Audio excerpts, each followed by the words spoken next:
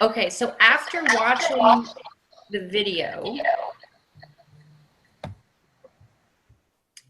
what were some strategies or instructional moves that you saw with developing oracy and building background?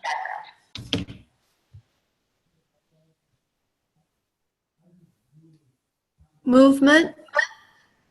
Mm-hmm. I saw like repetition and combining visuals with gestures and then showing the words.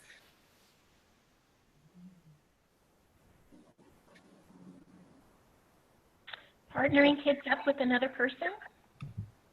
Mm-hmm. That partner talk a few times.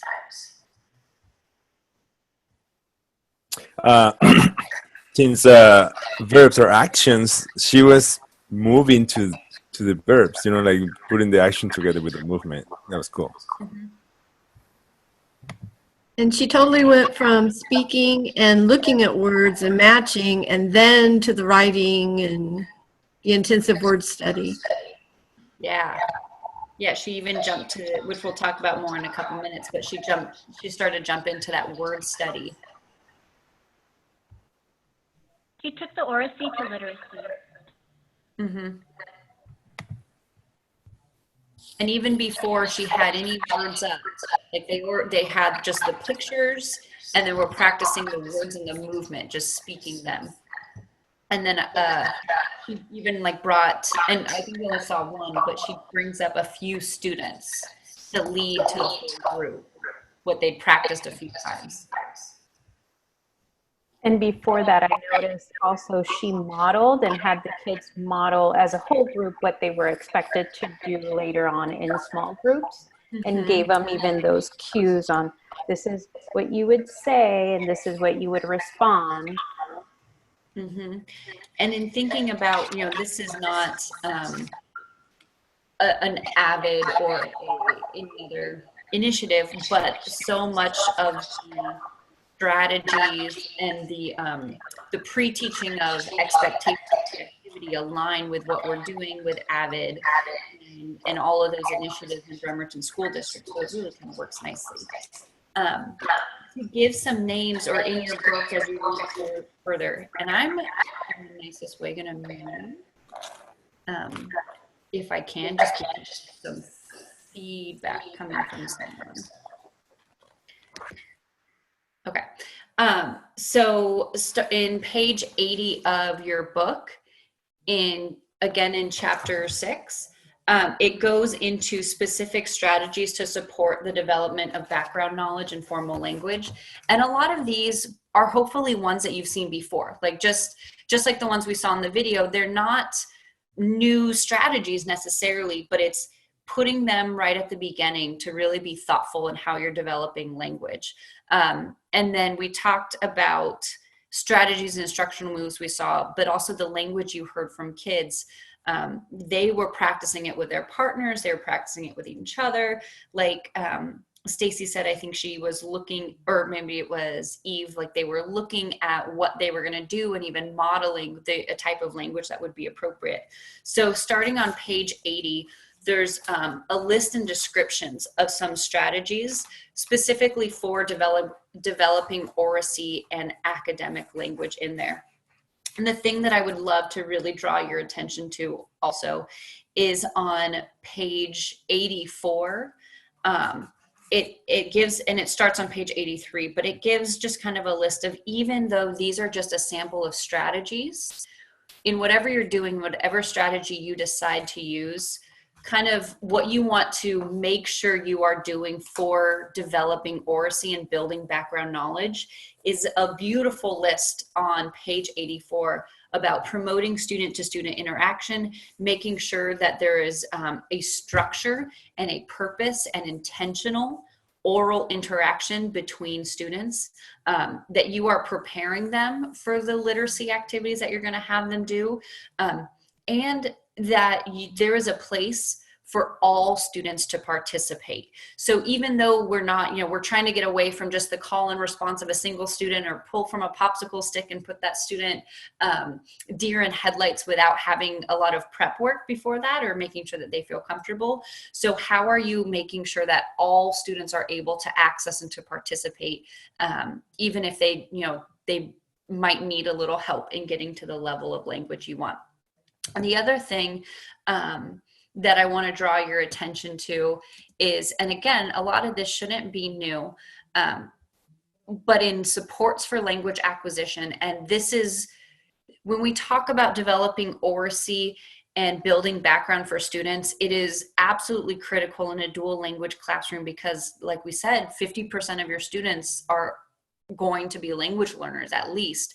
But in any classroom with any language learners, and not just English language learners, but all of our students are learning academic language, no matter their background.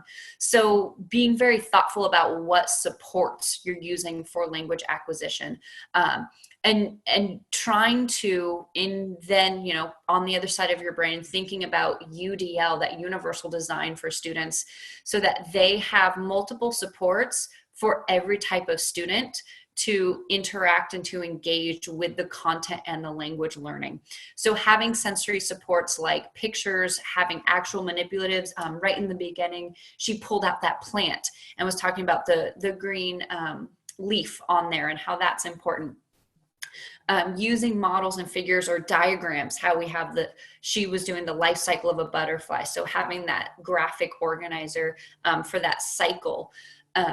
Using films and videos, and then again, in kind of that graphic organizers, how are you going to organize the information in the language? So this, was using a cycle chart, but then at the end, she started to use another kind of table chart for the different sounds that makes, or the different letters that makes in Spanish.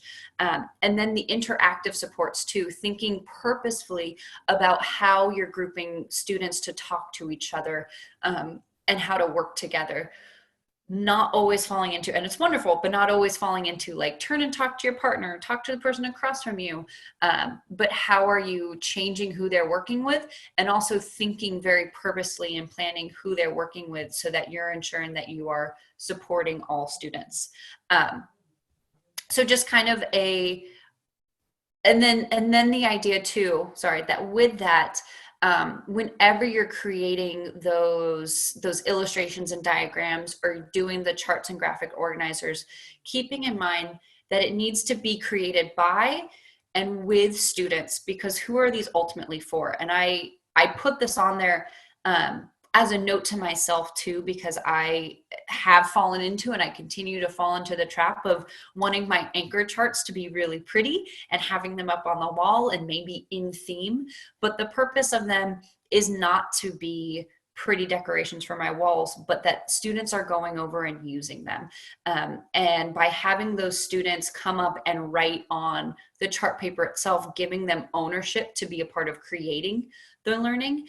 Or even if you notice, she had them dictate back to her the different steps of the life cycle. And then whatever the student said that sentence, she included their name on there, even though she was writing it. So they have some ownership and a piece of them that's on there. And hopefully those are going to be up in the classroom, and then students will refer back to them because students have been engaged and they know it's there, and they can also see their work. So it's helping them in being able to access the materials, but also in thinking of the SEL stuff that we're working on, and how we're building relationships and partnering with students to improve and to take ownership of their learning. You're really putting a lot of the classroom work and the learning experience into their hands. So it's so important and critical to make sure that in everything that you're doing, you're making sure that you're doing it with the students, because it's ultimately for the students. So just another look on what I just mentioned, but the strategies for developing oracy and building background. And these are all in the book, starting on page 81 in chapter 6. So that total physical response, we talked about the gestures. So connecting vocabulary words to hand motions. And if you've ever worked with really young learners, kindergartners who are doing the alphabet, and so many different alphabet programs have have a gesture that goes with the sound for a letter, like for apple. There's so much research and support for how connecting physical movement to a sound or to a word helps to keep it in your memory. And so anytime you can use TPR, that total physical response, for vocabulary attainment is going to be beneficial to keeping it in the brain.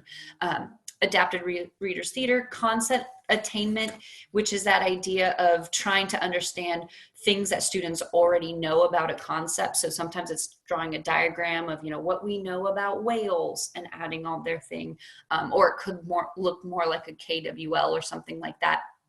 The fishbowl, which we saw of them doing the activity and everyone watching around to demonstrate this is what you're going to do. And then field trip, video film, word sort, and sentence prompts. And we kind of saw where she did a picture or a word sort in the group when they were doing the fishbowl. So they had all the pictures cut out and they were going to have to sort them based on what they'd practiced before and then add the words to that. And even if you're not doing it in a circle thing, word sorts and picture sorts are always a great way to get students at every level involved so that they can have a level playing field of looking at the pictures, starting that discussion, and then also starting to build some background and understanding. And of course, keeping in mind that academic language is going to continue every day. So when we look at, and it talks about that again on page 84, so you can make a note. But if we look at our booth, it has the building oracy and background up at the top at the beginning of the unit. But this is going to be cyclical. If you have a 4 to 6 week unit, you're probably not going to just talk about academic language and vocabulary once during your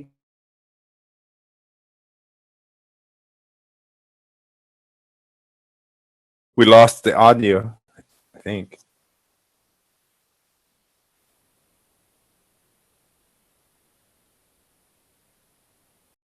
Yeah, I did too. She knows. Oh, Send her a good text. to know, Eve. Thanks. So Yeah, I Avid, texted her. Thank you. can you hear? Okay. Can you hear me back now? Hello? Yeah. Okay. Yes, now it works. Okay, thank you. So I was just saying on the booth that, keeping in mind, even though we have this order of building oracy and then reading and then writing and then word study, we know that that's not going to happen. And I would hope it doesn't happen just one and done during a unit, because this booth, the biliteracy unit framework, really is for the whole unit. So it's going to be a cycle where you build some oracy, you practice vocabulary, and then you get more into reading and writing and word study, and then it loops back up and you might introduce more vocabulary and keep practicing what you already have. So it's going to be a cycle that you keep going throughout the unit. So on that develop reading, writing, and word study, it's at the same time that you're building content instruction. And this design and what we're looking at in our video is around their coupling science with their Spanish language arts. So we can see how the content area is blending into the literacy focus. For our classes, you might not always be using content so forwardly. So obviously with our FOSS kits, they're not going to align with what you're doing in Wonders or in Maravillas. So in FOSS, you have a lot of opportunity for science to be building this literacy framework around what you do in science. But if you're on the Spanish language arts side, it's not tied directly to the content area. So it might be digging in a little deeper with social studies that are within the Maravillas. The goal would be that we would work to put social studies. If you've looked at our language allocation lately, it does say for K through second grade that social studies is part of the Spanish language arts. And we did that purposely because Spanish, because the Spanish language arts and any language arts, you can really couple and weave in the social studies standards for K through 2 really nicely. So that would be the hope that we are able to embed some of that content at the same time. So for our reading, writing, and word study, it's all integrated with content learning. So again, getting into some of the supports for academic content, just another nice little idea or some strategies around integrating content with reading and writing, and then thinking about word with language when you're supporting language development in the content area. Different ideas of using sentence starters, using language and providing students opportunities to engage with it, using word banks, and how are you using word banks? Sometimes just having words on the wall aren't as helpful if the students haven't added pictures with them or the students haven't interacted with them. So something to consider. We're not going to spend a ton of time on reading and writing, because in this point of a biliteracy unit framework or in any unit, you've taught reading and writing.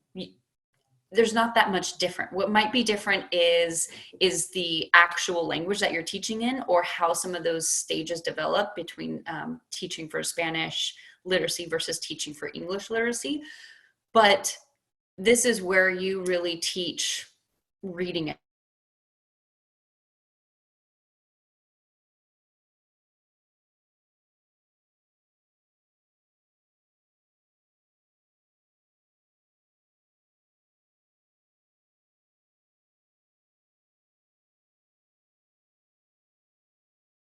And some of the strategies that you can use in there too. Again, a lot of the strategies should be ones that you are familiar with and have already been using, because it's teaching reading and writing, which you've done. One thing I'd like to jump ahead and draw your attention to is we always come back to the dilemma of, we know we need to holistically assess our students, but we don't have a great assessment. And so one of the recommendations for teaching for biliteracy and some dual language practitioners is the idea of really focusing on students' writing and their oral language for assessment using a rubric. So if you have your book, I'd love to invite you to turn to page 110.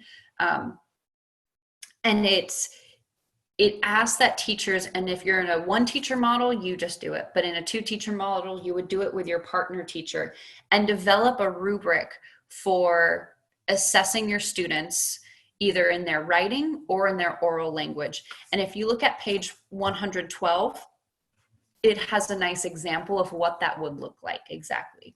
So if you were going to assess your student using their writing, you would have the rubric of what exactly you are assessing for down the middle.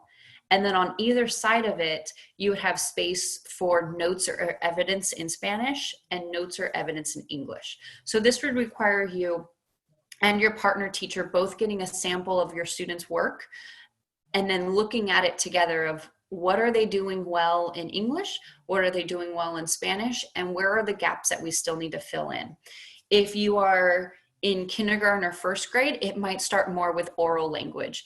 And so having a sample of their oral language.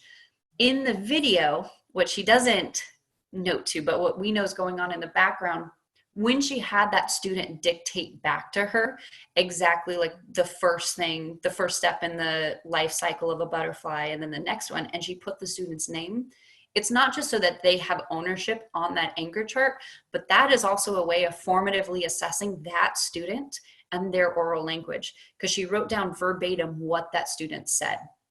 And so using that as a time when you are doing centers, or when you're working even as a larger group with students, and having them dictate or say a sentence to you and you write it exactly word for word, even if it's not 100% correct, so that you are formatively assessing that student's language, and you can come back to it later with a rubric and look at, oh, okay, here are the patterns I'm noticing for the student, or for all of my students, this is what's happening.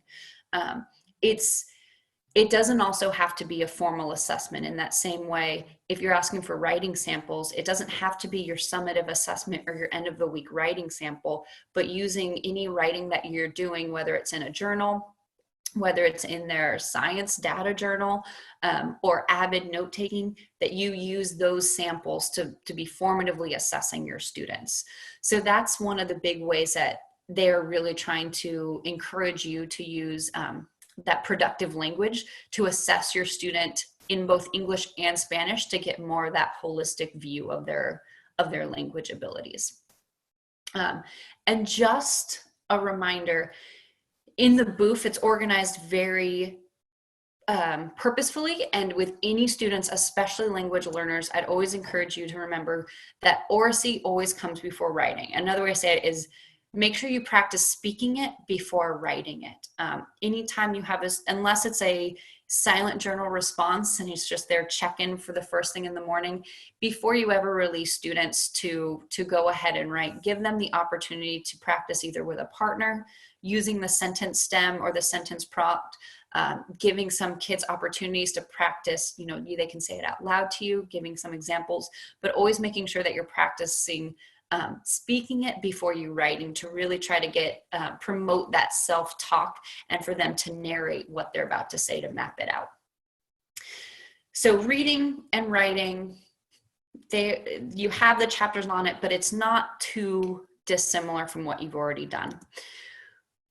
But remember, when we're looking at teaching for biliteracy and teaching with language development in mind, it has to be built on this foundation of balanced literacy. So it includes reading and writing, but then word study is included in that, and it's surrounded by this context for meaning.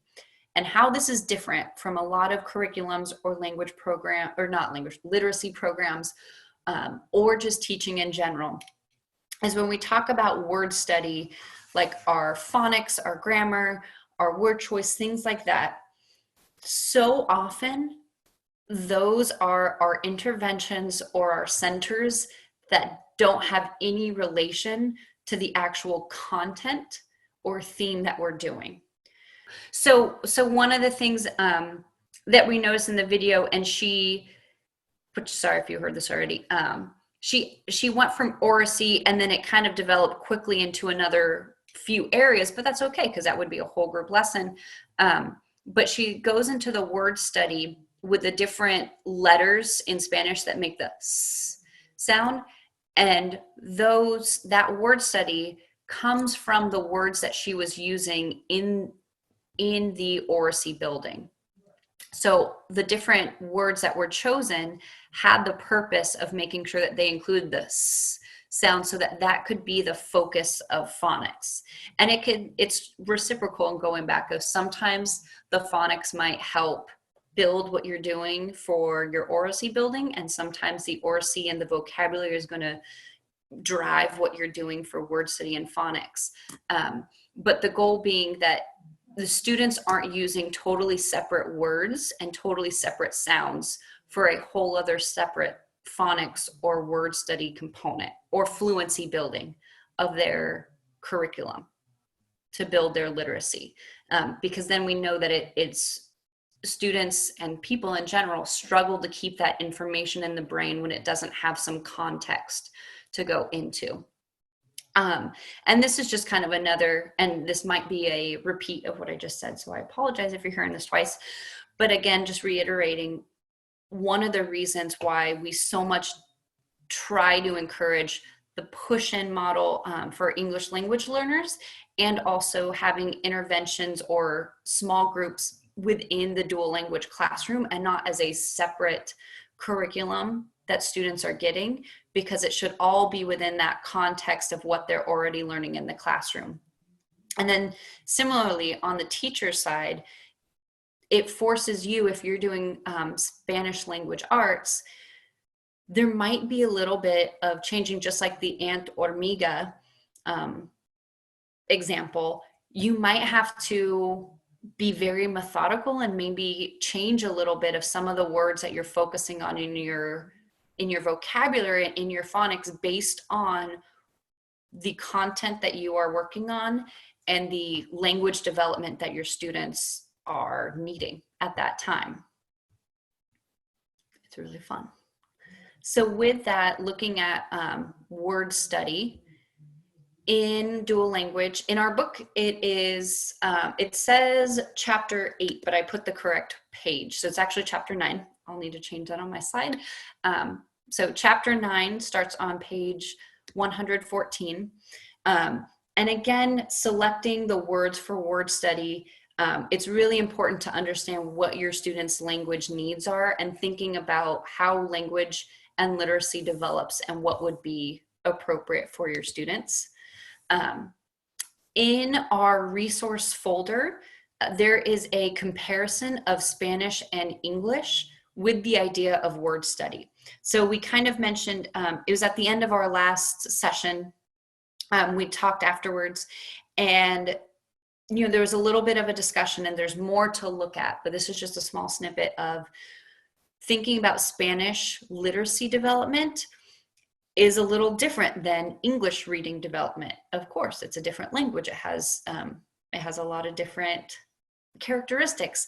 So there's a little bit of difference in teaching Spanish reading than there is in reading, or in English reading, which is one of the reasons that's really hard to just have a curriculum, translate it to another language and go, because it needs to be authentic and thoughtful and purposeful of how reading in that language develops.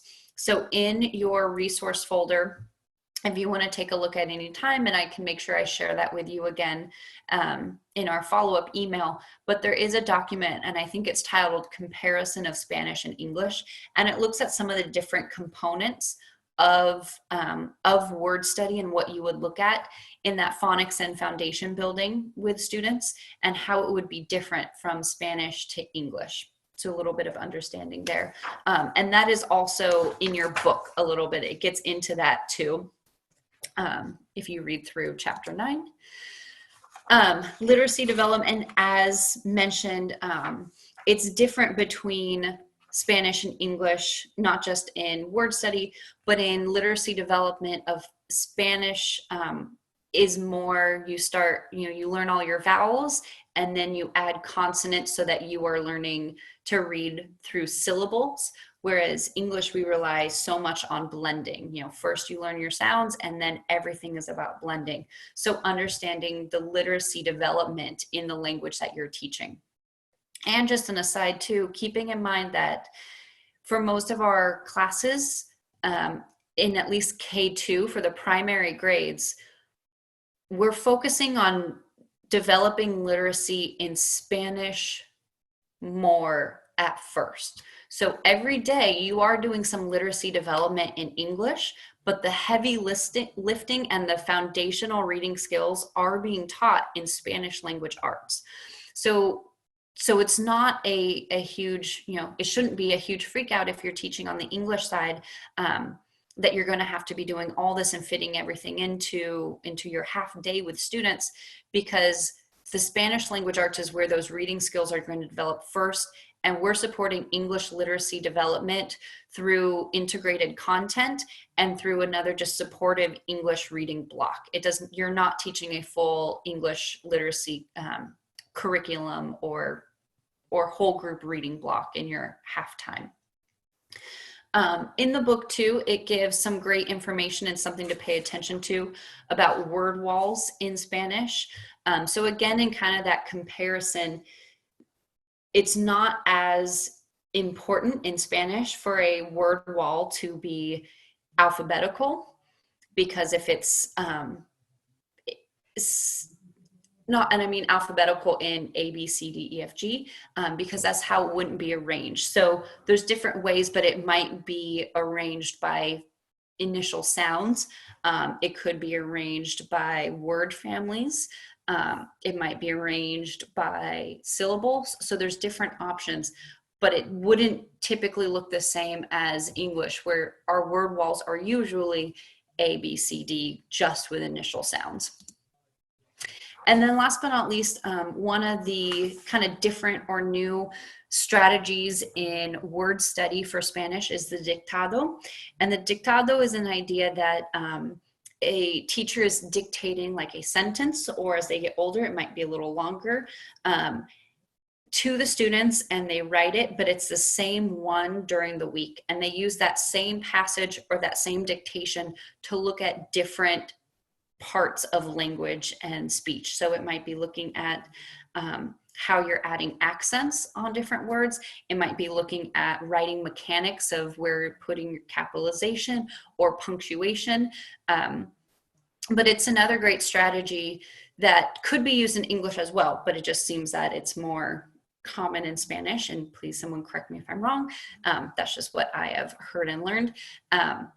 So that's another opportunity to add in a strategy that is particular to Spanish, and also in thinking about why that would be great for language learners. You're having them practice read or listen.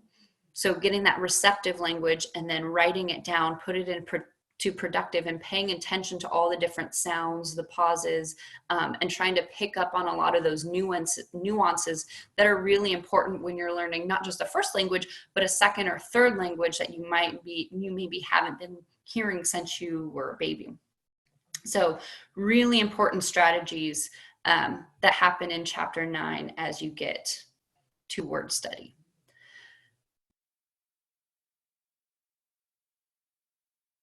Okay, so in our biliteracy unit framework, we have now gone through building oracy.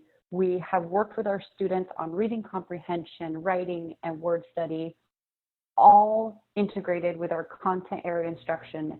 And this has been 4 to 6 weeks of instruction. I remember it's cyclical.